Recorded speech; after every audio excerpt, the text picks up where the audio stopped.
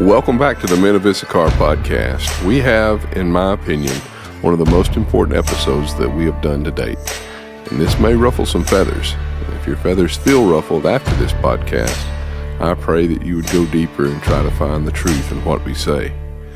We touch on some very delicate areas of human nature, like being nice, and what precisely that means in today's society.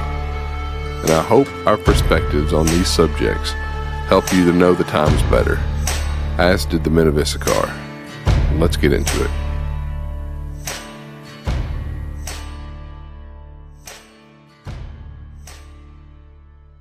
Welcome back to the Men of Issachar podcast. I'm Terry with our usual cadre here, Jason and Jeff also, and we're doing a sequel episode today because our guest had work. We're apparently bums, but he had to go to work. And so there was quite a bit we wanted to keep talking about, and so we're back to victimize you with more of our thoughts on this issue of muscular Christianity. So last time we talked with Connor, who is organizing a conference called Muscular Christianity, and so the episode partly served to promote that because it's a good idea for a conference and has some good speakers lined up. So check that out. Kairos Christian Alliance, and that's spelled Kairos. So if you look around on the interwebs for that, you'll probably find it and can investigate that conference and maybe join us for that conference. But we wanted to continue the discussion on muscular Christianity. And so just to start us off, to define some terms here, we discovered in our listening of the last episode that we accidentally a few times interspersed the word masculine Christianity, or the term masculine Christianity, instead of muscular Christianity, which was really just misspeaking on our part. But in discussing about what we wanted to talk about today, we thought maybe it would be a good idea to enumerate the differences between those two and bring some precision to the term. So, does anybody want to take a lead on that, or should I just continue? I've been talking the whole time, so. Well, I'm going to let you continue, okay. But I do need to say it's really gracious of you to say our and we there, because I think pretty much I was the one who flubbed it every time. All right, so, okay. We got the mea culpa out of the way. All right, so masculine versus muscular Christianity. Now, these are terms which, in some contexts, you could probably use interchangeably. But, Jason, you made a comment before we started that one is something which women can practice and one is clearly not. So what do you mean by that? Truly, my grandmother is someone that I would look at as a muscular female Christian. When I think of my grandmother, I don't think of, her just sitting on the couch quilting like in her later years. I recall stories of her with two chickens wringing both their necks as she walked through the backyard. Multitasking, staying up, burning the midnight oil, taking care of her family, just taking care of business, standing ground when she needed to. Mm-hmm. That's what I look at as a muscular female Christian. So I'm picking up a theme of like activity, right? Active. Well, not necessarily active, but just strong. Mm-hmm. Well, and I think probably that last kind of comment there, I think there could be a muscular Christian woman who is knitting because her family needs some of that done, and that's her way of contributing to the kingdom in that moment, right? Sure. And so I think really the heart of the issue with muscular Christianity is something like building your life on the kingdom of Christ and being unapologetic about bringing it to bear everywhere. If the family needs chicken, if the family needs something stitched back together, some socks darned, or the kids need to be catechized and taught that Jesus Christ is Lord over everything, absolutely no qualifications, or going to the ballot box and saying, I'm not putting up with the nonsense just because, it would be unfashionable. Like, There is sort of a principle that comprehends both genders without destroying their distinctions, that muscular Christianity comprehends without reducing it to like Christianity for men only. Yeah. I think that's an important point to make, is that there is a muscular is a good term in the sense that, but it's also not a literal term, right? Like, or necessarily a literal term. So you don't have to actually be, Arnold Schwarzenegger Or to Gina do Carano. this, right? Yeah. This is more of a position of the church, right? We want to be a church which is able to do, which requires muscles. I mean, the reason why the term, muscles are the things that the human body uses to move, and they grow stronger by putting them under load, and stressing them, and they grow stronger. They adapt, and the more that you do this, the more work you can do in scientific terms, right? Yeah, I see it more as a term of being capable of something, because the strongest people that you know aren't bearing down on others. You see them as very capable people.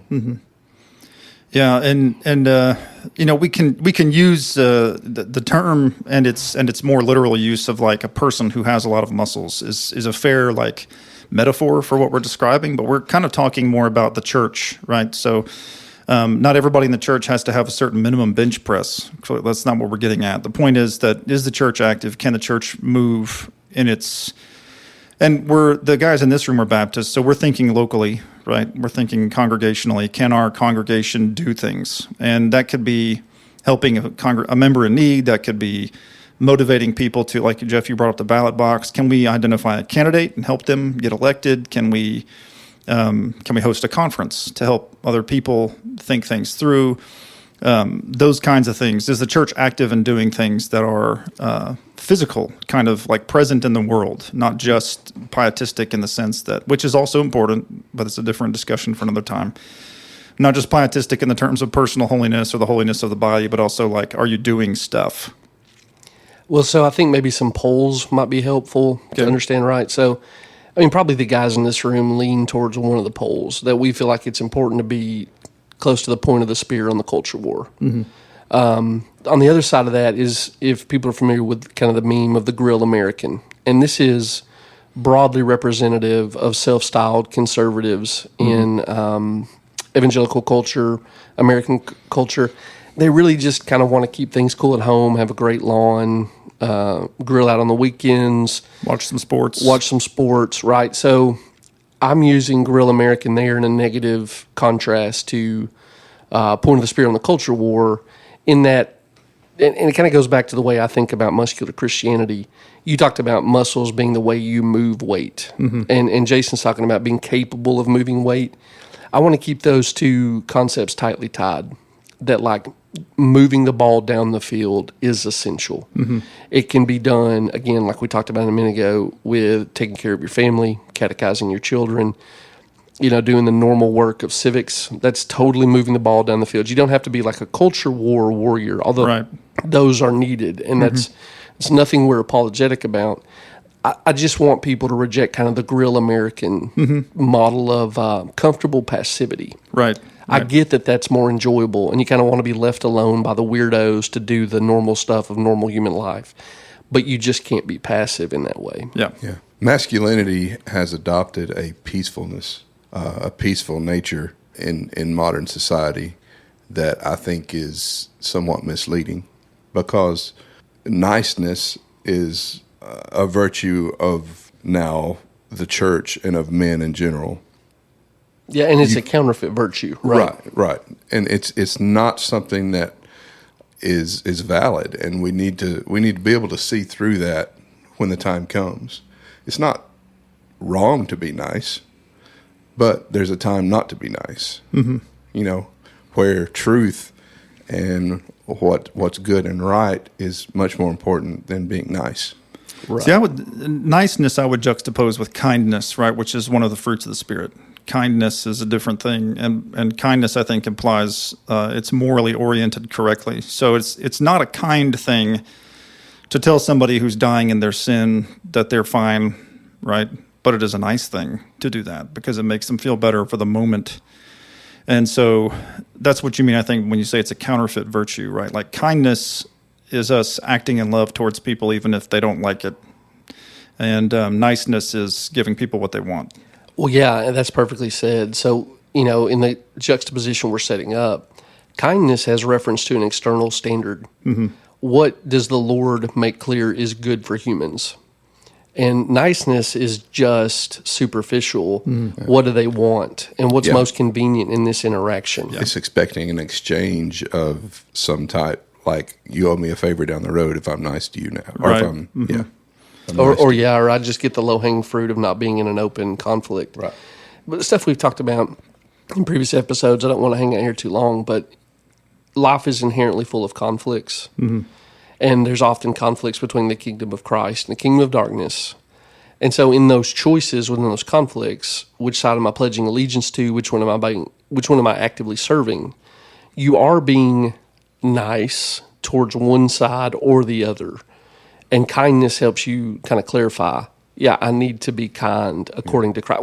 We still have remnants of this. I think most sane people wouldn't say, my neighbor, who I really like, but uses heroin, I shouldn't go buy him rigs, right? Or money that he's going to blow on that.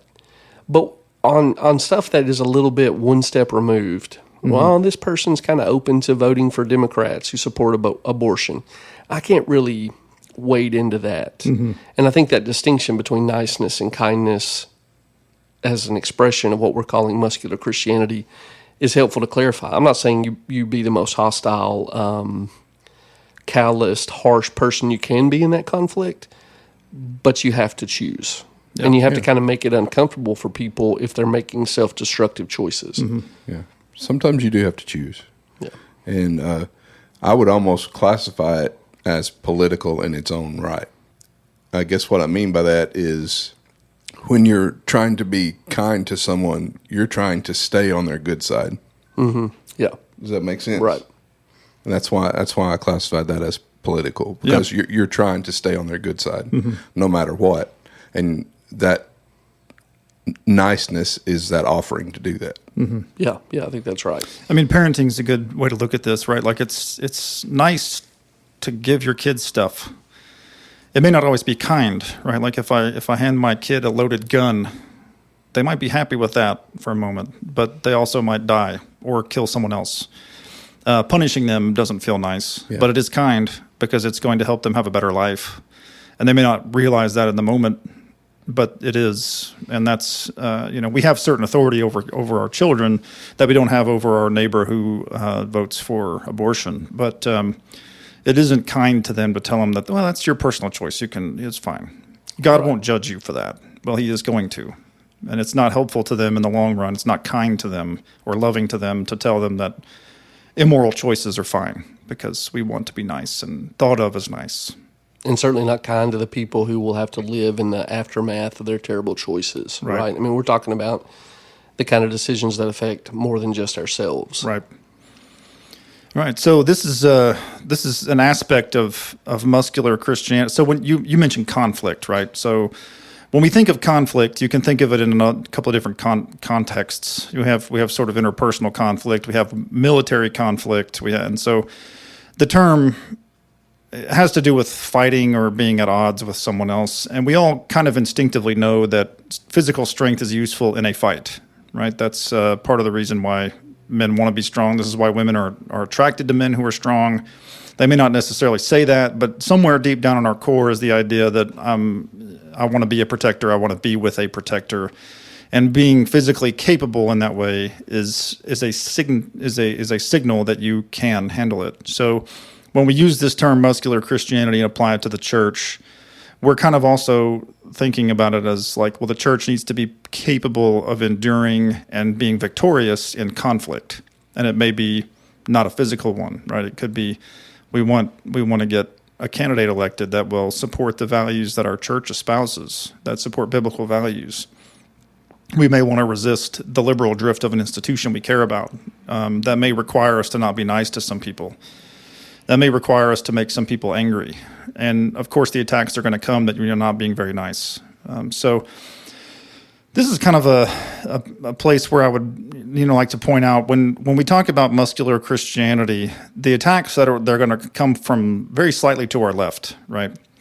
And they always basically take the same form, which is like, you guys are just LARPing, right? You're just acting like big tough guys from 80s movies or whatever. Why is this always the point of attack? Can somebody explain that to me? Well, that's one of the ditches. I mean, there's two for every mile of good road. There's 2 miles of ditches to get into. There's one on the left and one on the right. And the machismo, I think, is what you're referring to.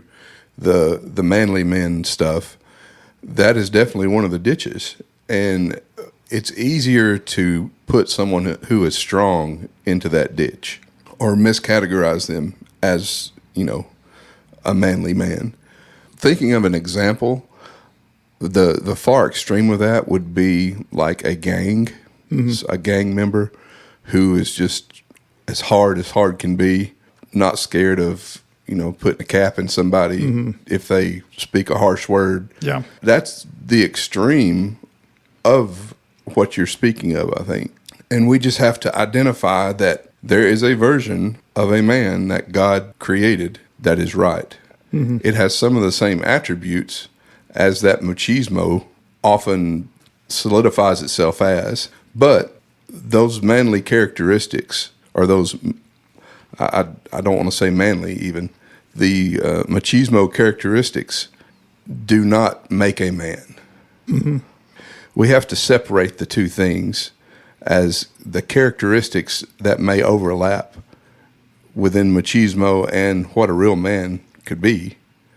I think our media has done a horrible job of connecting those two things, and that's why they are so often related to one another. Yeah, you just have to own that the superficial version is always going to exist. There's always going to be a counterfeit version, and so like I'm nobody's example of physical fitness. So if I can give a different contrast, so that's my failure, right? So for whatever masculine ambitions I have, my body's not well disciplined. The other side of that would be somebody like Andrew Tate, who is an incredible physical specimen. He's in great shape. But, if you scratch the surface a little bit, he's actually not living a life of self-discipline virtue. In the same way that I'm losing on the choice to discipline my body, what Andrew is doing is actually, living according to his appetites. He wants to bed a wide variety of women. And so that appetite is governing him, where he's happy to be like, yeah, I'll be in great shape because it increases my opportunity of satisfying this unvirtuous appetite, right? And so the remedy to this, when the superficial is going to exist, is to actually know what the authentic is and be able to evaluate it. Is this a product of someone who's living in the virtue of self-control, the gift of the Spirit, that's the fruit of the Spirit, that's self-control, and increasingly disciplining his life towards that? Or is this someone who's just found a way to get what he really wants? Yeah. In self-gratification. And this is the price that he's got to pay to do that. Yeah. So Jason, you gave the example of like an ultra-violent kind of criminal element that, is similar to like a step nomad, right? Like they take what they want. Their only governing law is respect. They will kill you or try to kill you if they feel like you have broken that law. And then a guy like Andrew Tate, and there's a number of other red pill influencers who are kind of in this same vein, where they've gone from a reasonable expectation of fitness, strength, muscularity, literal muscularity in this case, to performance-enhancing drugs, to vanity, to, the looks maxer kind of weirdos who are trying to almost like, if anybody's LARPing, right, like it's those guys, where it's literally just about looking like what you think a man should look like, rather than, but nobody asks, what is the strength for? Like, why should you be strong? Why should you be disciplined? And a big part of that is so that I can protect my monogamous wife and children that live in my household. They're running around thinking, well, the strength is for impressing as many people as possible, for, accumulating a harem, for making money in various ways, those kinds of things. So that's a big part of the question is, what are you doing with it, right? Like if you individually are pursuing strength or muscularity in the sense that you want to be fit and active, why? What is the purpose of it? And so I think the church has things that can help with that, right? That this is a place where a muscular church can speak to men on why would you want this? What is the benefit? So we have you mentioned the two ditches, so that's one ditch. The other ditch, of course, is the effeminate kind of pasty folks. I'm sorry, Jeff, you look like you got something to add there. Well, I realized you started this with the question, and so you said the criticism of sort of superficiality and LARPing comes from slightly to your right. To my left. Sorry, to your left, yeah. So this is the group that I'm most... Although not the hardcore left, right? Right. This is the group for that exact reason that I'm most frustrated with, because it's easy to identify the blue-haired, transgendered person as way outside the camp, offering nothing, right, of no credibility. But when you have someone who styles themselves as a conservative but kind of slightly to the left, that's a betrayer within the camp, right? That, like, they're behind the armor. They can do damage that the blue hair can't. And I think that, kind of a long answer to your question, why does that individual go to the LARP? Yeah. Well, when you run up against someone who has a strong conviction that you may not share, there's two things you can do. You can first self-examine and say, have I been slothful on this? Have I been too passive on this? Do I need to change in response to the person I've encountered? That's the hard work. The easy job is to say, well, I didn't think about it. I don't have a strong conviction there. That would require difficult changes. So I'll just try to criticize the person on comical terms. And that's where I see a lot of this coming from. You know, maybe we don't all have the same priorities, don't have to. But you run up to somebody who's made some self-disciplining choices, taken some hard stands, lost some things, and you've not. And that's either going to invite you to self-criticism or to scoff, you know, to use the proverbial term, the mocker. And it's just easier to be a mocker. Yeah. And so I think that's where, I wouldn't say all of it, but again, my favorite image of like using a pie chart for all the reasons that shows up, this is a huge slice of it. It's just easier to be a scoffer. Yeah. I noticed, so I mentioned last time that I had written an article on American reformers a couple of years ago on why Christian men should be strong, why they should pursue being physically strong. And there's a number of reasons listed. Some of them are for physical benefits and some are for spiritual benefits.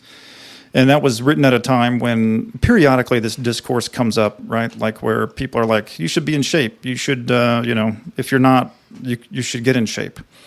And I noticed that the discussion tends to be fairly cordial until the people start showing up saying, like, this is a stupid LARP. And the people who lead that, and I'll try to put this in as neutral a term as possible because I don't want to besmirch them unnecessarily, but it tends to be academics, people who are visibly not interested in physical activity, people who have kind of devoted themselves to the intellectual pursuit but don't tend to value or don't appear to value physical capacity in this way. And I'll let everybody read through the lines on those things. But they showed up, of course, again, and we're like, this is all just a LARP. You guys are LARPers. But, I mean, at the time that I wrote that, and these numbers are not necessarily impressive to real strength trainers, but I was squatting something like back squatting somewhere like around 410 for sets of 5. And so I'm not a LARPer in that sense, right? Like I wrote the article as a person who has actually done this and has derived the benefits and can say from experience, this is what you get if you do this. And it just tends to be, I mean, Chase's book just came out, Offensive Christianity, and we have others of the same vein, and everybody just kind of shows up in the comments to say, like, well, this is all stupid. You're just LARPers. You just are a bunch of crusader LARPers with blazing red eye, Twitter PFPs, and things like that. And none of you are really going to do anything ever. And I think that you're right. Like this is it's the scoffing. I think that helps them kind of assuage maybe guilt that they feel over not doing this, or, just mocking is kind of a defense mechanism of insecurity. So does the church, should we be encouraging men to be physically fit? Yeah, I mean, that's low-hanging fruit, yes. Women too, I think, yeah. But we're kind of talking about men more at the moment. Maybe we'll have another episode with women to talk about that. But I'm good friends with a lot of really fit people. A lot of those guys at CrossFit Mayhem are solid guys. Yeah. Christian guys. Christian guys. You know, they're just good folks. If you don't know what CrossFit Mayhem is, if you're listening out there, it's probably not been as famous in the last couple of years, but this is the home gym of Rich Froning, who was the first guy that won multiple CrossFit games. I think he won 4 or 5. 4? He's got 10 total. If you count the team ones. Yeah, he's got 6 teams, 4 individual wins. Kind of the Michael Jordan of CrossFit. Yeah, he changed the game, and so in that same sense, he is a lot like a Gretzky or a Michael Jordan type. I think is he retired from competition or? He's retired from competition, but he still competes. Very active. Yeah, So he's a known figure. If you're a CrossFitter, you probably know who that is. You might know what CrossFit Mayhem is. It was sort of a mecca for CrossFit. People would travel here to our small town to train there, or to just visit. Still do. Yeah. Really cool gym. And Rich is a vocal Christian as well. And so, you know, he's going to attract that kind of person. So, sorry, I interrupted to just give you a little background on CrossFit Mayhem, but you were saying. I don't remember what Maybe I saying. derailed your It's kind of your social circle still. Yeah. You know a lot of those guys. Yeah. Should the church be encouraging men to be physically fit? Is that something that a church should spend its time and resources on? I think so. I think it's helpful. I wouldn't say that they should demand it, but they should encourage it. I think. Well, and then to follow up, because I think we would all immediately say yes, right? This is where the idea of virtue and self-discipline, thinking clearly, comes to bear also, right? So what is a church? You've already mentioned we're Baptists, but this is pretty much Protestant. Mm-hmm. A church is the people gathered together in a particular place to worship the Lord on the Lord's Day. That's who a church is. What does a church do?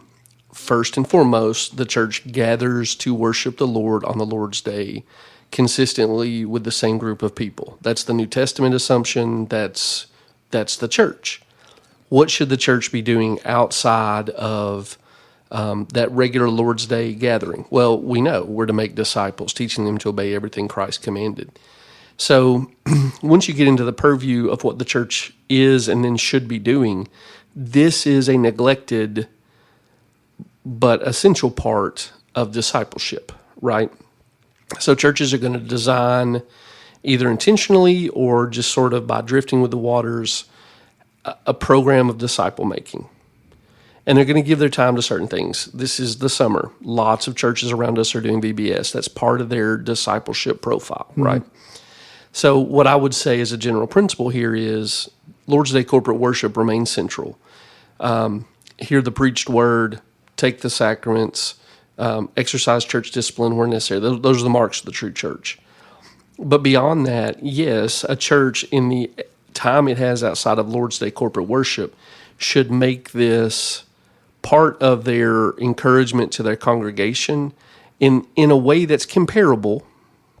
Maybe we might prioritize slightly one or the other, but in a way that's comparable to what's the last great Christian book you've read. Mm-hmm. Right? And how are you practicing the principles you've learned from this brother who's taught you through the book?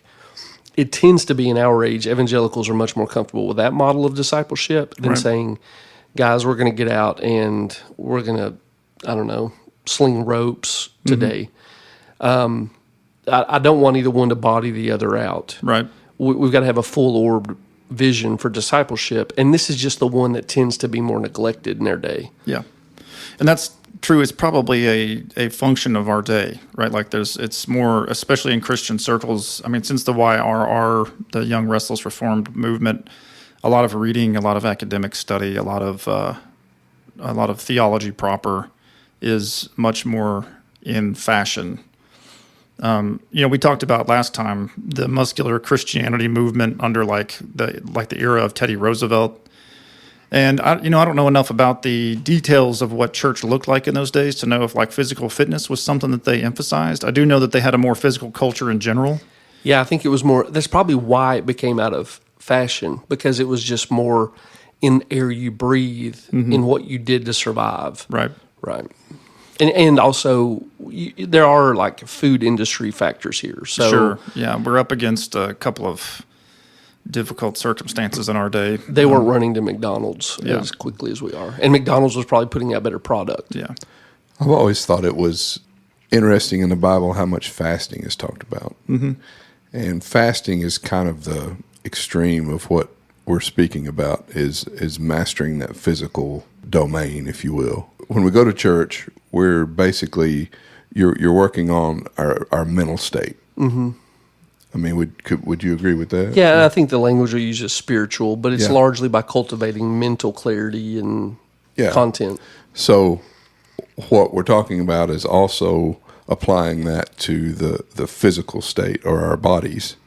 And I think the most extreme and effective way to do that is through fasting. And I don't think we fast like we're called to fast. Sure.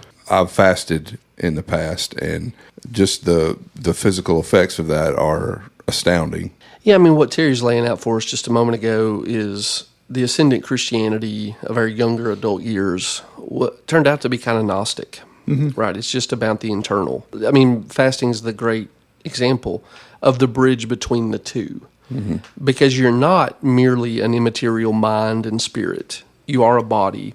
Fasting is of spiritual good. It also brings physical profit. And healing, yeah. And it is done on the human side as a way to discipline the self. To say that I'm doing this in order to physically incarnate a higher priority for the kingdom of God, right? And so if you're thinking about the physical act, yes, the physical act in and of itself is important. But here's where we need to learn to think in principles too. And the principle really is govern the body and its appetites in service to something higher and greater. And that's where you start seeing how squat racks and pull-up bars and timed push-up competitions are actually spiritual when they're part of the program of bringing the body in subjection to Christ. Yeah, fasting is such a health benefit that unbelievers do it, right? Like sometimes you'll see it with fad diets, but there's a lot of people that approach it with more wisdom and just say, I'm going to endure a fast for its health benefits alone. And in biblical context, that's a time that we spend extra time in prayer, that we're focusing on things. There's self-denial at work and mastering the appetites, like you said, like in this case, the literal appetite. And, you can practice this with just like, I'm not going to get ice cream. I'm just going to say no. It's arbitrary. There's no reason why I shouldn't. It's not a sin to eat ice cream, but I'm just going to not have it today. And just kind of say no to things. But a true fast is of good spiritual benefit when you approach it with a prayerful mind. And, remember the biblical injunctions about it, right? Like you're not supposed to announce it. You're not supposed to. You should make yourself look normal and go about your business, not whine about it. Like that was the thing that Christ admonished the Pharisees over, is that they would actually put makeup on to look worse so that everybody knew that they were fasting. That's not what we do. And wear camel hair shirts. Right. Visible signs of like, look how pietistic and holy I am. And with strength training, as a similar approach, right? Like strength training requires certain kinds of self-denial. It will eventually get really hard.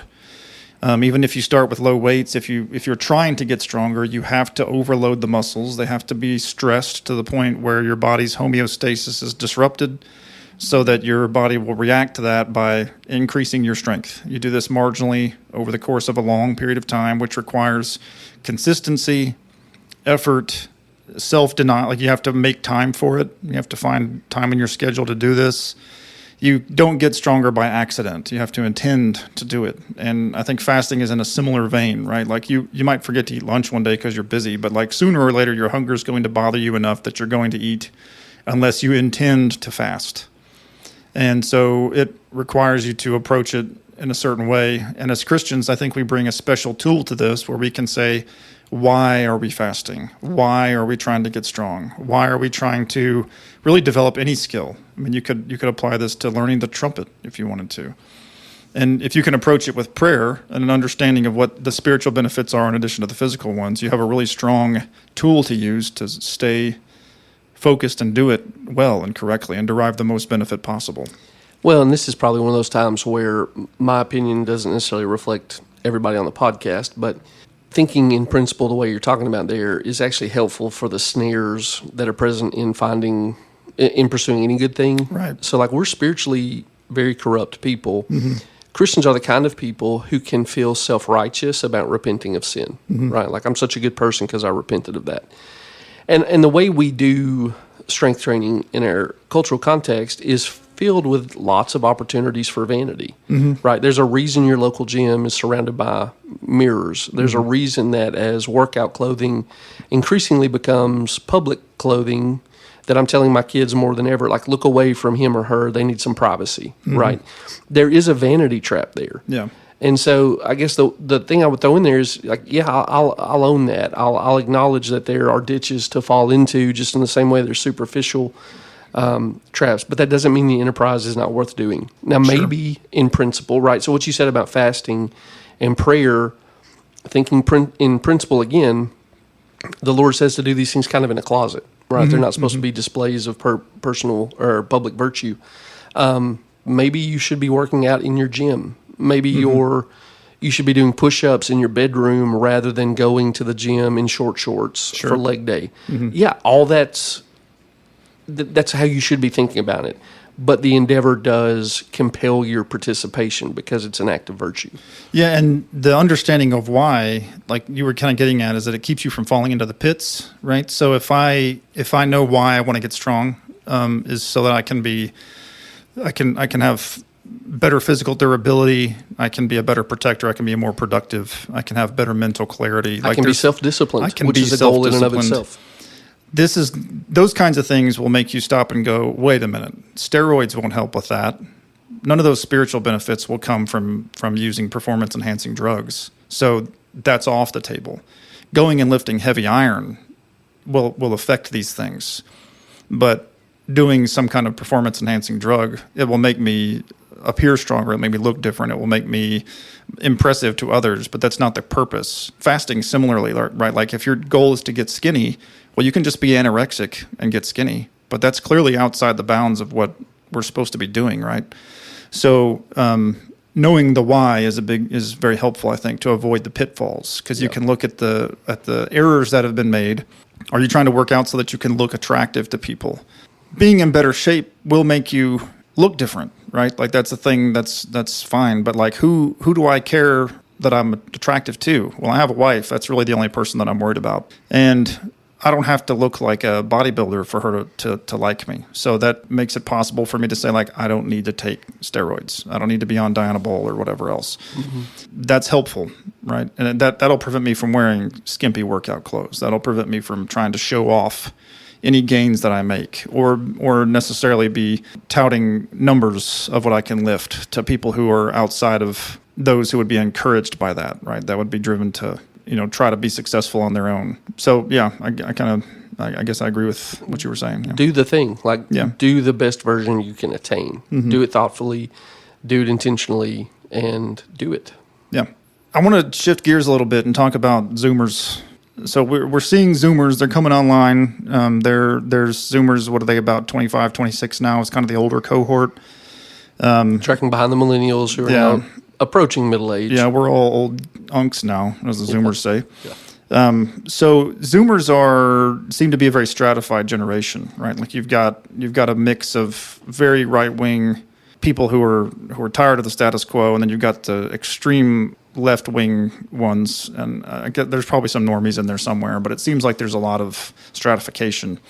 With the church, what we're seeing, and I'm just going to comment on this in a value-neutral way, and you guys can reflect on that if you want, but the churches that seem to be succeeding and growing with that generation are the ones that are embracing this muscular Christianity. Do you think that's right, and why do you think that's the case? Yeah, I do think it's right, and in some ways, the Zoomers are a burned-over generation. So, they were shaped by COVID and the lockdowns, and it's done a couple different things. So, all of them are dealing with distrust in institutions. The government basically lied to them about the most important topic of their lives, and so they don't trust anybody. The ones that are in the workforce are kind of playing the game with the employer, like, I can use certain woke or HR coded words and get extra days off, things like that. There's just no partnership sense with them in terms of institutions. And the church has been part of that. I mean, evangelicals were very complicit in the COVID nonsense, right? We showed ourselves kind of not just cowardly in the face of our own mortality, in contrast to the generation of Christians Eusebius records who went into plague cities to keep doing Christian things. So we showed ourselves cowardly in that way, but it broadly showed that we were cowardly in the face of the spirit of the age. Yeah. They could, the zeitgeist could tell us, you don't go to church on Sunday, and too many of us said, yes, sir. Yeah. And so that would not be nice. Yeah, right? It wouldn't be nice. It'd be bad to some theoretical grandma out there, right? So the Zoomers have lived through this, and the existence of the institution isn't enough for them to find it credible. And so they're looking for something that seems more authentic. And again, I'm talking about the stratified generation. I'm not sure if the right term to talk about an individual is a strati, but the strati who have a spiritual appetite and are responding to God's broad appeal to know Him. They're looking for credibility that goes beyond, hey, you've got a big church or you've got a institution, you've got a school that's been around forever. They want to see people who have a track record of sacrificing and having it cost them because of their convictions. And I think this is why evangelical churches tend to be growing with that group of young men that are sort of more openly in the culture war. Because they realize that brings a cost, and I want to be with people who believe a thing seriously enough that it costs them something. Yeah. I remember seeing, I don't remember, I'm going to have to paraphrase the tweet, but somebody said that the currency of the coming age of the Zoomer is going to be like, have you been canceled, right? Like, do you bear scars from having stood your ground on something at some point? And COVID is going to, one of those. It's a lot of people are starting to forget what went on there, but like people got thrown out of stores and fired and kicked out of the military and all these other things. In some countries, literally put in camps. Yeah. I remember those Australian camp videos that were leaked out. It's bizarre to think any human in the advanced West would participate in something like that, but they did. Yeah. They were willing to turn on their neighbors. And the Zoomers are seeing this and they're thinking, well, who are the ones that didn't fall for it? If it comes back around, who can I trust? Yeah, I think that's a big part of it, right? Like, is there somebody out there that can be trusted? And so, or when a news reporter finds out that finds my Twitter account or my Instagram account and tries to get my boss to fire me for it, who's going to have my back and who's going to help me continue to have food when society is penalizing me for wrongthink? Jason, what do you think? I think they have seen through so many lies that have been told them, whether it be Christian nationalism, whether it be, like y'all were talking about, COVID. There's so many things that have been thrust on our communities and our society that they have seen them through and seen where they end up and seen where they fall short. And now they're having to reassess, well, wait, the church has been around for 2,000 years. Something's got to be up with that. And they're starting to see the truth and see through what the media and what culture has told them about the church.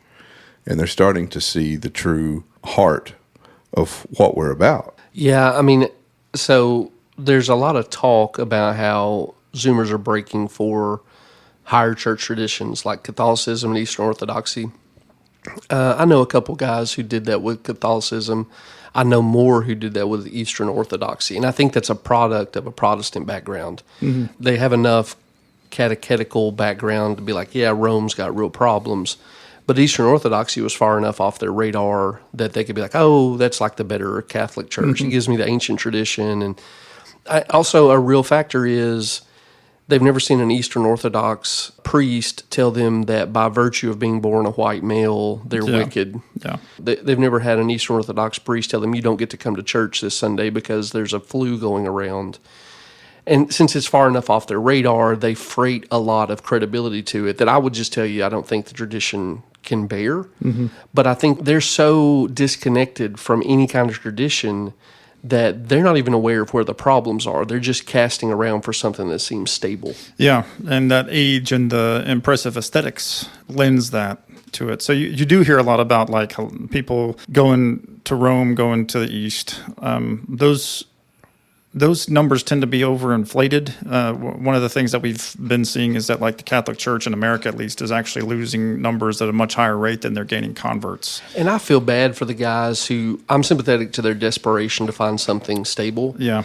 And they go to Rome and they meet the Pope. Yeah. I feel terrible for those guys. Like, you've made this incredibly dramatic lifestyle and faith and intellectual change, and you run up to the embodiment of everything you thought you were running away from. Right. Yeah. He's sort of just another, like, he would have been a great pope during COVID for the status quo, right? Like, their last two have been as left as Yeah. you can imagine. And they have a good sense for this, right? Like, I've talked to my students who are Gen Alpha is starting to be in school as well, and those distinctions are always a little vague. But like the older ones who would be still classified as Zoomers, the Zoomer cohort they don't watch the news. They don't, they just know like the news is just garbage. It's all just lies, or it's like, it's at the very best, it's late compared to where you can get news from other sources. They don't trust the government. They don't trust scientists. With good reason. With good I'm reason. Gen X, and I believe all that. Yeah. Well, we do now too, but like, I don't know if I would have said this. I don't know if I would have been as extreme as they currently are if I was the same age at the same time, right? Like, and it tends to be the outlier among X, and even like an older millennial like me, there's still a whole lot of those millennials who didn't have this complete assumption that every institution is valueless. Yeah. We came out of college, millennials came out of college. We probably were the last generation that wholesale bought into, if you go to college and get a degree, you will get a good job immediately. Because that's the way it was for our parents. And a good in a lot of life. I mean, that was a vision of like, how do you get the good life? And that didn't really happen for a lot of millennials. And so they're a little bit jaded, but like Zoomers have seen that now. Like they've seen that that's the case for the prior generation. And so there's a lot of them not going to college. They're making other arrangements for their future, and some of those are probably good decisions, and some might not be. Their eyes seem to be a little more open in that regard, and they've just had to live through a lot of difficult things. So, we're not attractional, right? Like we don't want to model church on something that we think is going to get people to come in. It's a product sales, right? Like we don't. It's not felt needs. Right? The Bible tells us what our needs are, and so therefore we preach that. But I noticed that the churches that are sticking to those things, that are not shying away from the culture war, that are what we could describe as muscular, are the ones that the younger generation seems to be wanting to go to. People with young kids now, people who are in college now, they're looking for that, and so this is part of it. So this idea of the muscular church, of muscular Christianity, is attractive in and of itself. Yeah, it's nice that an authentic Christianity plays well to a certain contingent of the people we're called to reach, right? And that the counterfeit is so loathsome that there's like a hyper appetite for it. Yeah. But again, the distinction you made is critical. We just practice New Testament Christianity as best we're able, whatever the cost is. And the Lord tends to sort out people who will gravitate towards that, right? I mean, do you think, since this seems to be, like Zoomer appetites seem to be oriented as a result of their experiences towards biblical Christianity, towards like what we would in this room believe is the correct approach, is this signs that a revival has come or is underway or is imminent? I'm so glad you asked that. So again, if you want to think about the Zoomers in sort of categories, you've got a substantial number of them, maybe the majority, that are just living on the assumptions of progressivism. Mm-hmm. So they just take it as self-evident, things like transgender ideology. Those are people that are so hardened in sin and thinking that, maybe my theology is coming into place here, but apart from a move of God, they're trapped. Mm-hmm. Their rebellion has hardened them, and they're under judgment because of it. The guys in the middle who are kind of checked out, I have a little bit more hope for them, but they maybe are in the most dangerous position in that y'all read The Last Battle in Chronicles of Narnia. So at the end of the last battle, there's a group of people, a group of dwarves And the group of dwarves are so jaded by the claims that Tash should be served and that Aslan should be served that they can't even see Aslan. They see through everything and therefore can't see what's real. Mm-hmm. And they're brought to destruction by that. And like that group in the middle who are just pure apathy towards everything. Mm-hmm. We tend to think of the ones on the far left as in crisis. Those people maybe don't even have a mechanism to be confronted with something that would jar them out of their apathy. Mm. But the ones on the right, I'm entirely sympathetic to. I'm very thankful for them. It's just internally I orient towards them deeply. And what's part of that is just what you asked about, Terry. I mean, as an evangelical, I have spent my entire life, not just my adult life, but my entire life praying for revival, praying for an unprecedented turn of a group of people towards Christ, and particularly ones that are like in a position to influence culture. Yeah. But when these guys show up and they're rough around the edges, the same group of kind of the tweedy academics you're talking about are repulsed by them. Mm-hmm. And they view them as threats because they're rough around the edges they're not refined. And in reality, they are kind of a threat to the status quo that's been so cushy for that tweedy set. And the best that set can offer is like, you're stupid if you go to Eastern Orthodoxy, right? Like the idea basically being like, unless you emasculate yourself and become a tweedy Gnostic like me, you're a reprehensible human being who I don't want to have a relationship with, and at best you're stupid for pursuing. Yeah. And so I really feel bad for these guys who have been burned by all these institutions around them, and the ones who aren't going for what I think of as traditions that aren't helpful with Catholicism and Eastern Orthodoxy. They show up to the evangelicals, and they're often treated like lepers. Yeah. And so I have a deep sense that this is probably I think you actually tweeted this. It's the best encapsulation I saw. Evangelicals pray for revival. Young men start experiencing revival. Evangelicals respond, no, not you, not like that. Mm-hmm. That's been kind of, broadly speaking, the response among institutional evangelicals. Yeah. And it angers me. And it also just kind of tears at my heart for these kids. Yeah. Evangelicalism is very feminine coded at large, I would say. That's obviously not true of specific churches. But we've seen the reports that have been coming out that Zoomers are, maybe younger millennials and older Zoomers, it's now more men than women are going to church. And, I mean, we know God's created order, and we know that the women will follow the men. And if that's down the toilet, then that's where we're all going. And if that's to church, then that's where we're all going to end up going. And for a long time, church has been very oriented towards female sensibilities, right? Like a lot of it's therapeutic. I mean, who was it that coined that term? Christian Smith, moralistic therapeutic deism. So you believe in a God, that God wants you to behave and will make you feel good about yourself if you behave. That's kind of the idea. And we serve a God who, commands armies and demands everything, and demands sacrifice, demands fear, demands. This is where the LARP comes in, right? Like, why is it that knights and crusaders continue to play a large role in the memes of the right? And it's because there's something inside men that we want to serve something bigger than ourselves. Robin Hood, Batman, right? I mean, you just go through Braveheart. Yeah. Well, I mean, the guys that John Eldridge would have written about in Wild at Heart, which we mentioned last time, is like a good baby step in the right direction. We want that, right? And for some people, that's my family. And for some people, that's, I don't know, like my job. Like I'm maybe working in a giant faceless corporation, but I'm kind of driving towards success in this somehow. But I think that we have a spiritual need to serve something greater than ourselves, both in God and in His church, right? Like we want to be able to participate in that. And I think young men are looking for those kinds of things, and they're not having a lot of luck elsewhere finding those. Zoomers are having a real hard time. They have it really rough right now. Could you argue that evangelicalism is coded in niceness? Oh yeah, I think It is that's the chief virtue, I think. right. I think that's 1-to-1. You know that. I mean, I've given an illustration. There's a woman who's very important to me. She's a godly woman, but within, I'm one of the relationships that's important to her.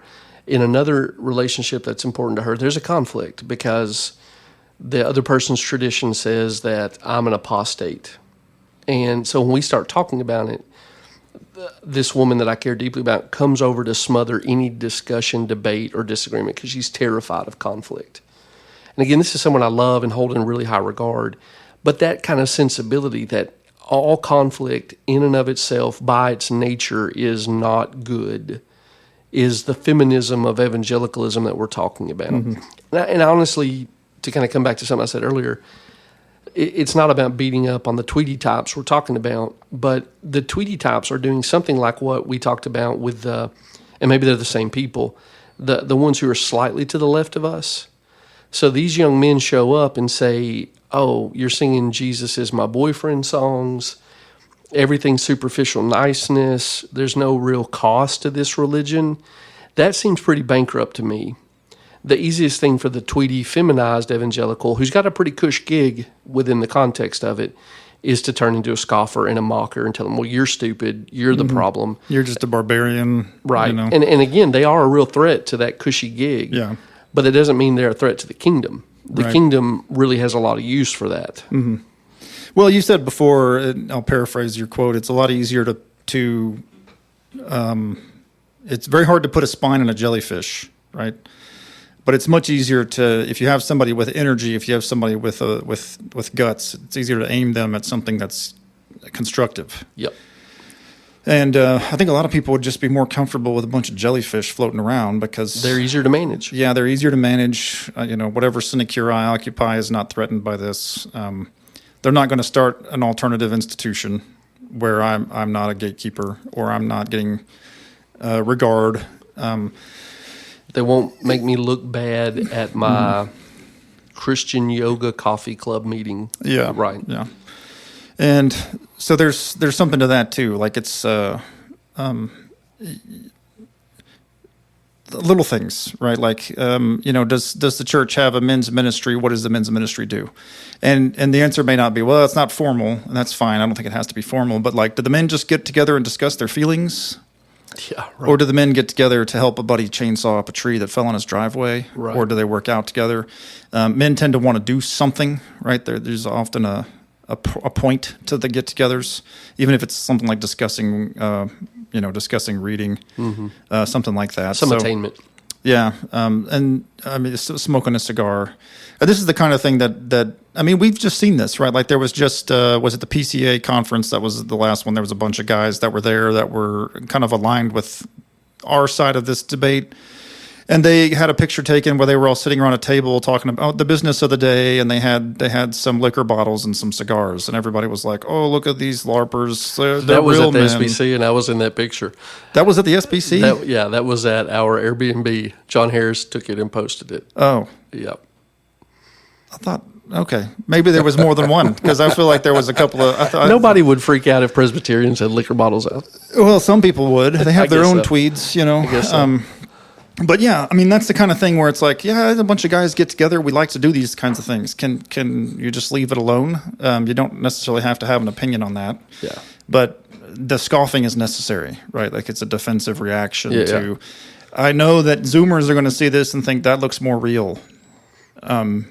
Just getting together with a group of guys to discuss something of importance, and what goes along with that, as opposed to paying for my seminary class, where you can learn about something very theoretical and abstract that probably has some benefit, but isn't where the rubber meets the road, right?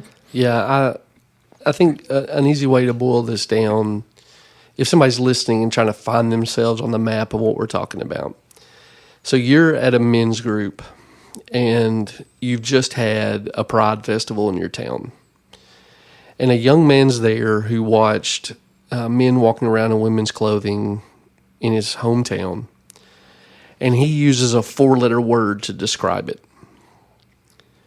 Does that send off every alarm bell you've got, and you have a histamine reaction and say this has to be quarantined, this has to be cut down, or it has to be expelled? Or do you say he's having the right moral reaction? As we disciple, we're going to talk about appropriate expressions. And maybe this is and maybe it isn't, because that's another thing that niceness has caused us to jettison. Mm-hmm. Paul uses language that would be a 4-letter word when he describes the Galatian heresy. Mm-hmm. He was right to do so. He was inspired by the Spirit of God when he did it. There's some things for which the only appropriate derogatory is to equate it with human filth. Yeah. Right. But niceness won't let you read that passage honestly. Mm-hmm. So do you have a histamine reaction to a young man doing that? Or do you say, he's got his moral compass calibrated pretty well. We might need to help him hone his strength and use it in profitable ways, but we're starting with good raw material there. Yeah. That's a question that I would like more pastors to be thinking through and leading their men to know how to respond to, right? So I'm not saying that you should have a men's group that's foul-mouthed and all that, by no means. But I am saying, what do you see as dangerous and what do you see as promising? Yeah. Mm-hmm. Yeah, and if niceness is the top of that virtue stack, then you're going to have a hard time parsing that, right? There's going to be an immune system reaction. Yeah. You're going to treat that as a foreign. Somebody's going to get invader. offended if they hear that. Yep. And then you stop to think about who's going to be offended, and why. you should probably start thinking, we should not care about those as much. I mean, you could equate this to the right, like, do you eat meat sacrificed to idols? If you've got a brother with you who's has been in that and he doesn't want to eat it, do you offend the person offering the meat or do you offend your brother? And the answer is that you offend the person offering the meat to preserve your brother's conscience. And if you've got a guy in your church who's doing this, do you worry about offending the people at the Pride Parade, or do you worry about offending your brother?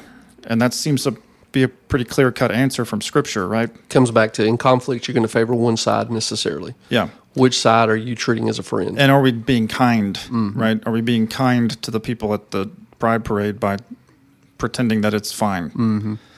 And then a lot of people assuage that by saying, like, well, if we offend them, we won't be able to reach them with the gospel. And then they never actually take any action to reach them with the gospel. They don't even know how. And the gospel is inherently an offense. Yeah. And it's not just that you're not good enough to save yourself. That's kind of what we reduce it down to. Mm-hmm. But Jesus is going to restructure your entire life. Yeah. We have a dear friend who recently lost his wife at like 42. He's got a house full of kids. Jesus will demand everything. And if you read the book of Job, the thing that I think gets neglected about the book of Job is we have all the backstory. We get all the clarity. Mm-hmm. There's this celestial contest between Christ or between God and the devil over his glory. We know all that. I don't get the sense that Job ever got to know that, at least not this side of eternity. Mm-hmm. When God shows up, his response to Job's objections that we're very sympathetic to is, who are you to question me? Yeah. Jesus is going to be offensive to you for the entire course of your sanctification. And the only way to enter that endeavor is to say whatever he says goes. Yeah. And so the gospel, there's no way to get around. This is the failure of the attractional church. You can't eliminate the offenses of Christianity. They're baked in with a holy God encountering a sinful people that he's going to make into his bride. Yeah. Yeah, and back to the Zoomers' idea of authenticity, right? Like everybody knows this, right? Like if you go to an attractional church, they may try to sneak things in. They do a lot of baiting and switching. I remember hearing a guy talking about how if you had a gay couple come to your church, how long would it be before you confronted them about their sin? And he said it would be at least a year, which is the wrong answer.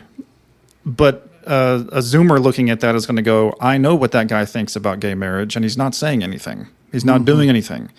This is fake. This is hypocrisy. I'm not interested. And so that's part of the reason why I think this generation's just more sensitive to that. They don't have time for your hypocrisy. I'm not waiting a year for you to do what you think is right.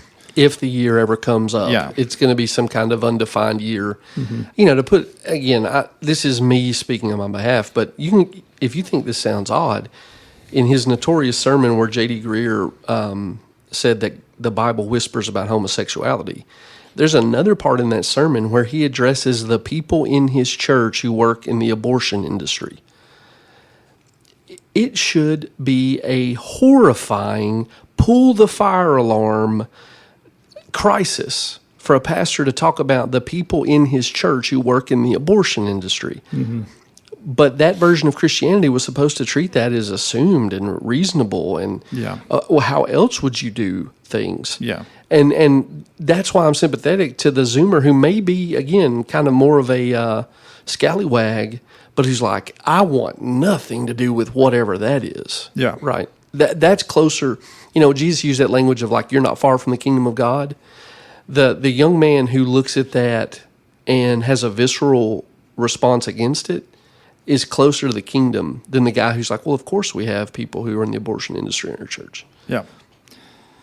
I don't even know what to say to that. I mean, right, but that's the distortion, or the reality distortion engine we've lived in for our adult lives. Mm-hmm. Like, you know, I probably don't think as lowly of Tim Keller or as high Tim Keller is like the polls in the world there. But a lot of this is his third wayism coming to roost. And it's crazy what we put up with in the name of like someday we'll reach them with the gospel. Yeah, that was a big thing for him. Yep. You know, he knew he had a bunch of people in his church in urban New York that were living very out of step. And he was very hesitant to confront on that. I mean, and then he was vocal that he was that way. Yeah, his church probably wouldn't have survived if, you know, the thing that's supposed to be notable about Keller is the PCA had tried to plant New York forever and it had always been a horrible failure. Mm-hmm. The church died within a couple of years, you know, or whatever. Well, Tim's didn't. Yeah. Tim knew, and I think Tim just did the math wrong. It's better to die faithful than to live in compromise, right? Yeah. But I don't hate Tim. I've learned a lot from Tim. But a lot of his inheritors learned all the wrong lessons and took none of what he had positively to offer. Mm-hmm. And we end up with people saying the Bible whispers about homosexuality, as if that's faithful. What was he was contrasting that with something. Right? It shouts about something. Yeah, I don't know. I don't remember. Yeah, I listened to it like 5 times back when it happened, and yeah. I don't remember what the contrast is. Because the point he was trying to make was like, we don't have to be as vocal about homosexuality because the Bible's not very vocal about it. It's it's a subtext almost. Knowing him, it was probably something like pride. Yeah, probably. You know, the Bible's something vague and easy to ignore, or easy to preach at without offending anybody that's sitting there in front of you. Yeah, humility is pretty easy to fake. You know, just being nice. You're just being nice. Yeah. So I'm going to shift gears one more time. This is kind of my last thing. But if I am a guy in a church and I am interested in ministering to Zoomer men who I think are the cohort that are making their way in, right? Like Zoomer women are probably also, and we can have another discussion about that sometime. But if I've got Zoomer men interested, they're starting to show up at my church, what do I do with them? Like, how do I minister to them? What do they need, you know? Yeah, I've got a lot of thoughts on that, but I know I've been talking for a while. Jason, you want to jump in? No, you're doing good. I'll let you're on a roll. Well, the first thing you do is don't treat them like freaks. Mm-hmm. Show them respect. Right. So this is kind of famous among the evangelicalism we've been criticizing. We treat the left as if their criticisms of Christianity have some validity. Anybody to the right, we treat like some kind of freak. Yeah. They're Nazis, yeah, right? They're Nazis, they're racist, they're misogynists, they're Christian nationalists, all the scare terms. Don't do that. Man to man, hear them out, have a conversation, talk with them, right? The second thing I would tell you to do if you want to minister to them is just start doing stuff with them they're interested in, that maybe you have some kind of overlap. A Vols football game, books. What podcasts are you listening to? We'll talk about those. Like, just build normal human relationships with them. Mm-hmm. Find out what's important to them. So, I mean, this may freak out some of the people who are listening to us. I don't really listen to Nick Fuentes, but I keep a channel open to hear from him because Nick is terrible about telling us what we should do, but he has some real strength in saying, like, what are young men frustrated about? Yeah. Tate was kind of that same way. Well, sure. We have a lot. I mean, I mentioned, before we got started, I mentioned Homath, who's a YouTube guy. His videos are actually very interesting if you're into psychology. But a lot of these guys I equate to philosophers in the sense that they're really good at diagnosing problems. They don't have solutions, which the church does. but they're very perceptive about what's wrong. Yep. And in many cases, why. Yep. And so when these guys are talking about what they're struggling with, the same way you would to your Gen X buddy who says, man, I just can't kick a porn habit, right? You know, very few churches, some will, but very few churches at this stage are going to take a cross and stick it on his forehead and say, back beast. We've got programs to help you. We've got things to do that. Or something like that. Listen to those frustrations, treat them with respect, try to offer helpful dialogue on that front. And then the last thing I'm going to say is part of the help you're trying to give them as you help them marshal their moral strength in the right direction is teach them to not hate the church for not having the moral clarity on the issues they have moral clarity on. Okay. Because, you know, kind of the deep secret of church life is that our brothers and sisters' weaknesses are good for us. Learning to accommodate, confront, encourage is part of the way God shapes us into who He's making us. So, like, the weaknesses in your church are a feature, not a bug. Yeah.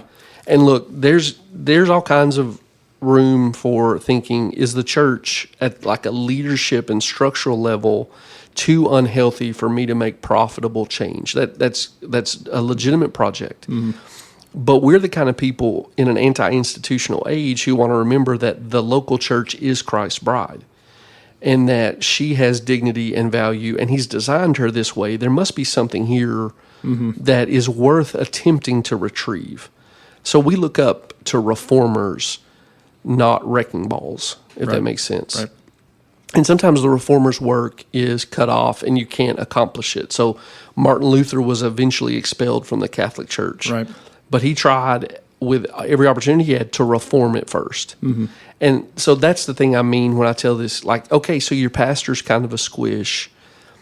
Can you as a cohort within his church help level him up? Yeah.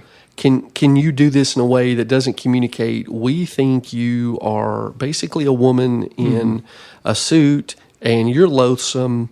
Like, can you invite him into the process? Will it take longer to carry the ball down the field than it would if it was just you and your based red pill cohort doing it? Sure. But there's something about that process that we should at least attempt to explore, because it might be Christ's design before we're like, y'all are all terrible. We're rolling out to start the umpteenth church over here and continually divide our institutional weight. Right. Because that's where the Zoomers go wrong.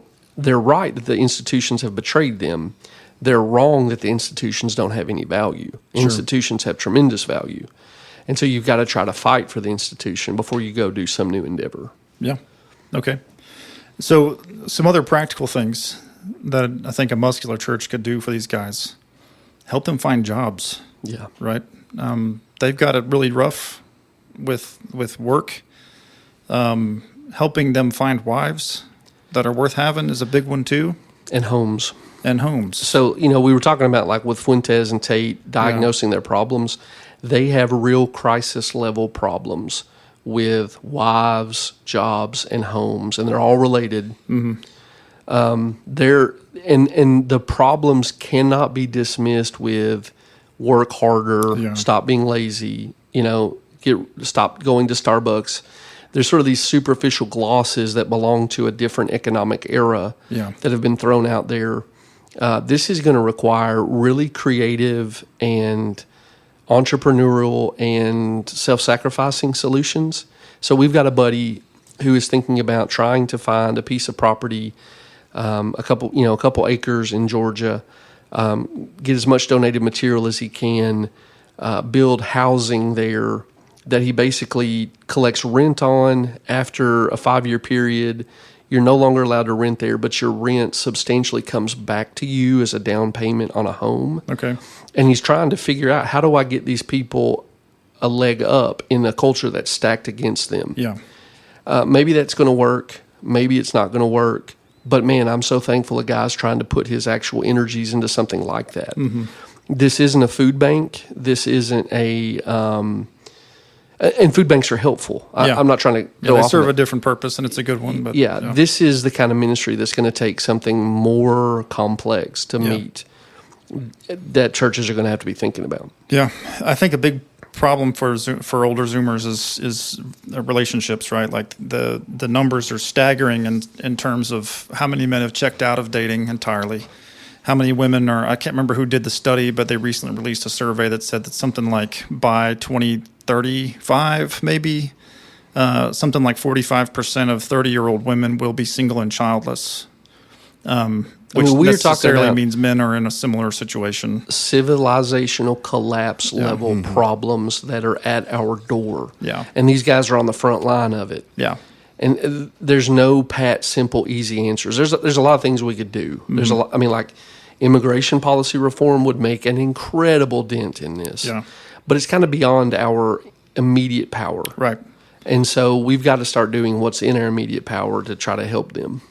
And cultivating a healthy church community that enables, I mean, just in practice, this is crass, right? Because we all want to think that it's a Disney princess situation, but like, are we screening, like if you come to this church and ask around, do you get good information about, like, is this person worth marrying? Mm-hmm. Is this something that I can build a life with? Are those questions do you know them? Do you know their family? Are those questions welcome in your church? Yeah. Right.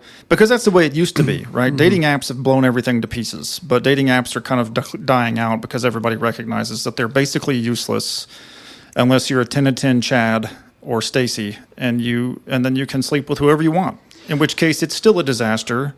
It's just not as apparent to you because your value system may be screwed up. But everybody else is not having any luck with modern dating apparatuses that have been made. And we need to return to the old ways of doing it, where you lived in a community that had people in it that you knew and you grew up with, and you know their parents and you know where they're from. And therefore, you already kind of have context for who's worthy, who's a good spouse, who can I build a life with, who will be a good mother or father to my kids, who will be a good provider. Does this community have our back if we hit hard times? Will this community hold me and her accountable if one of us tries to leave and take the kids away or is unfaithful? Like this is like a lot of these problems are. We had Dusty out in Oklahoma was working for a while on trying to get no-fault divorce done away with. This is a big reason why men don't want to get married. It's a huge risk to them. They risk half their assets. They'll have their kids taken away. The courts always side with the wives. Yeah, does the church treat men as always the problem? Is there a consequence in our local community, even if it's not a legally enforceable one, that says you can't do this to him? You are going to be ostracized. There's going to be a penalty for that. That would give some barriers to that would help increase trust in marriage as an institution. Speaking of institutions that are untrustworthy, does the church have the muscle to do that? The whole divorce thing, my life has been affected by my parents' divorce. Sure. And I've just seen that firsthand. I wish so much that the church could have more say-so in that rather than the state. Yeah. Because marriage is a Christian institution. I mean, it was created by God, not the state. So why do we let the state, set the boundaries? Yeah. Yeah, and I mean, it's one of those overlapping institutions. It's a Christian institution that God invited pagans into too, because it's good for society. Right. Yeah. And that's why the government has some level of purview. The government's just fumbled the ball. Yeah. I don't want to be like a doomsayer saying the end is nigh, everybody panic. But again, we're dealing with civilizational collapse kind of things. Even what you're talking about, like there's been all these alternative endeavors, right? So like there's secular women working on the crisis of men. And lo and behold, what they really need is men to become more feminine. And so it just perpetuates the problem.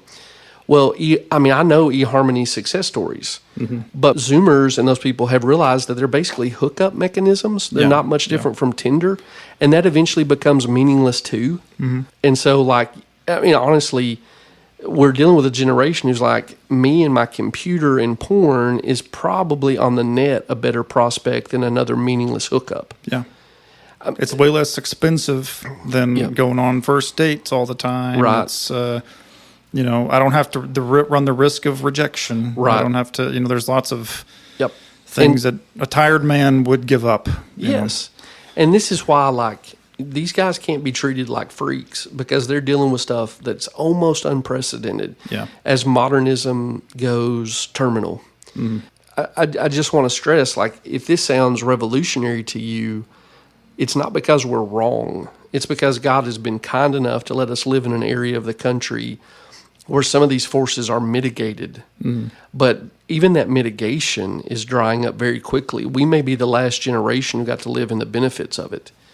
So we've got to start thinking about our churches in the objective reality of where people are living and the things that are challenging their discipleship in ways that weren't true for us. You know, you can kind of do discipleship on your native sense of the world based on the world you grew up in.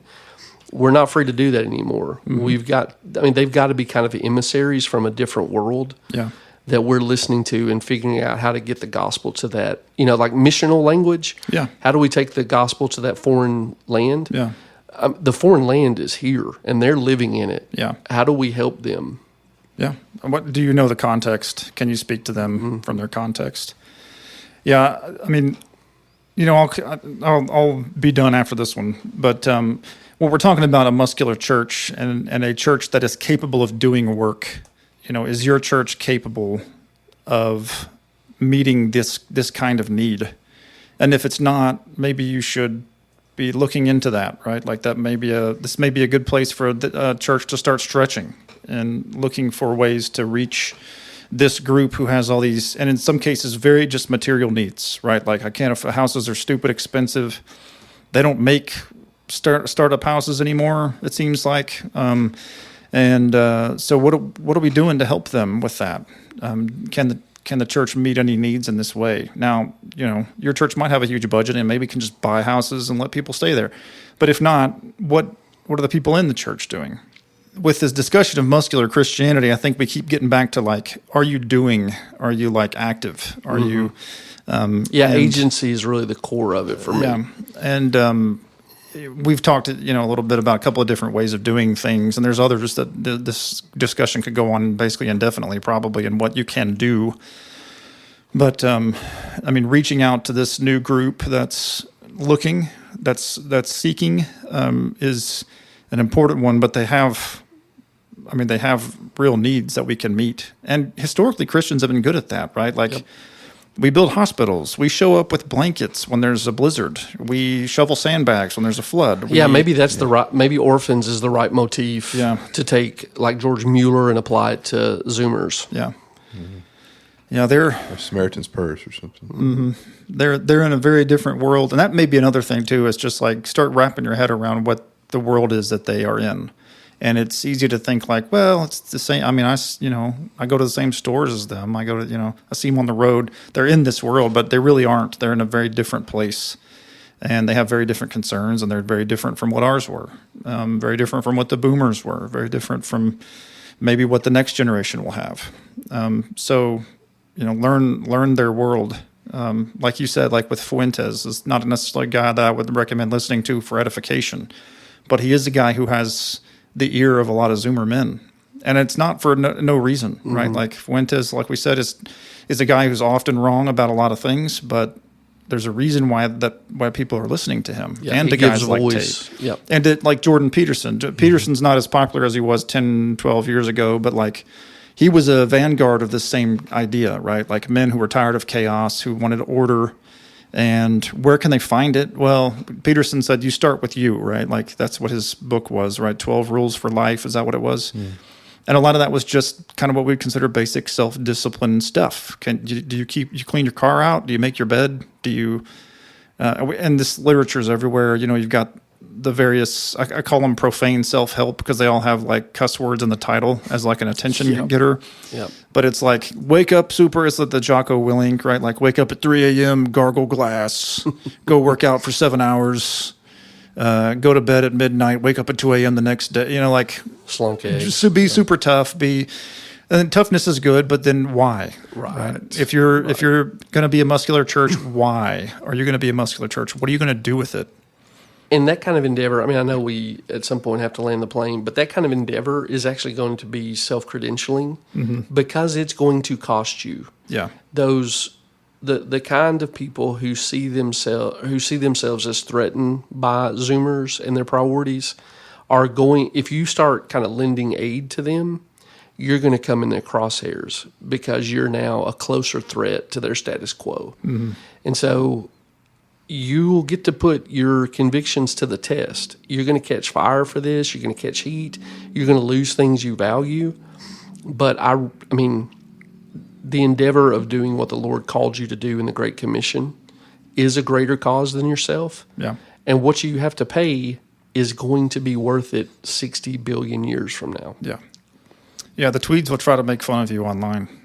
I don't think I'm saying anything that this group's unfamiliar with. They'll try to destroy you. Yeah. Mm-hmm. They'll try to destroy your life's work.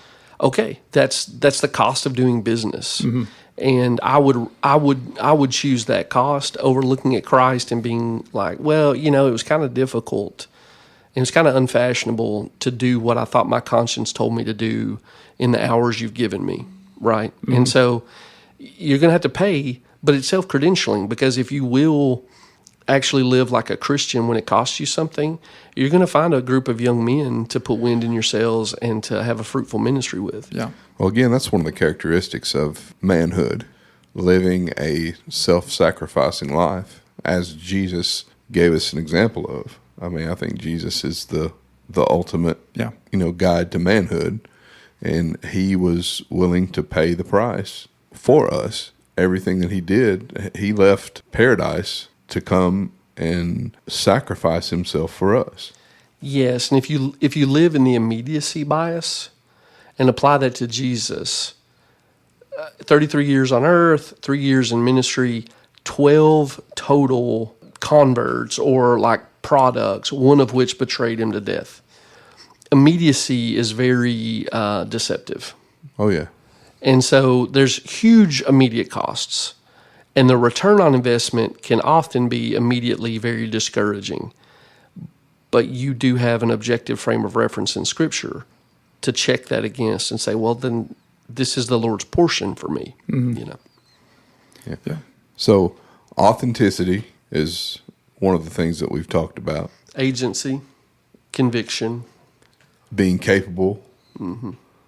How do we want to make some guardrails for folks to be able to recognize masculine Christianity? One thing I would throw in the hopper, maybe at a self-diagnostic level, is a good question is, when has my faith cost me something I valued? And if the answer is not for years, I'm not telling you to go pick a fight or anything like that, but I am telling you that's probably a good invitation to say, is my faith New Testament or is it culturally nice? Right. I think that's a good diagnostic. Mm-hmm. Okay.